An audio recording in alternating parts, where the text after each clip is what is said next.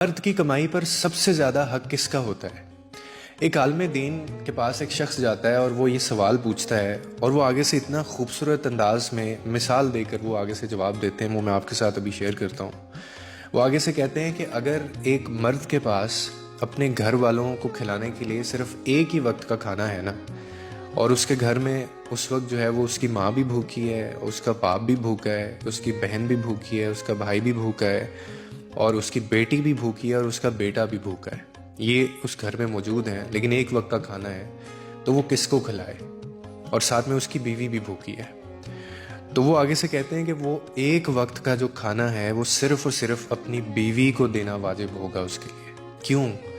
کیونکہ اس کھانے کے اوپر سب لوگوں کی نسبت جو ہے وہ بیوی کا حق زیادہ ہے، یعنی بیوی پر خرچ کرنا مرد کے لیے صدقہ بھی ہے، عبادت بھی ہے، رسپانسبلٹی بھی ہے، یہ تینوں چیزیں ہیں۔ کیوں؟ اب میں آپ کو ریزن بتاتا ہوں۔ کیونکہ یہ وہ رشتہ ہے، میں نے آگے بھی کہا ہے، جو خون نہیں ہے آپ کا، لیکن وفا اس میں دیکھیں کتنی ہے۔ ماں، باپ، بھائی یا جو بہن ہوتے ہیں، یہ آپ کا اپنا خون ہے، مگر بیوی وہ رشتہ ہے جو تمہاری قسمت میں لکھ کر تمہارے نصیب سے تمہیں ملتی ہے، اور پھر وہ تمہاری ہر تھکن، ہر درد اور ہر پریشانی کو بانٹتی بھی ہے۔ اس کے دل میں تمہارے لیے دعا بھی ہوتی ہے، تمہاری راہ میں قربانی بھی ہوتی ہے، اور پھر اللہ نے اسی رشتے کے بارے میں یہ فرمایا ہے کہ عورتیں تمہارے لیے لباس ہیں اور تم ان کے لیے لباس ہو۔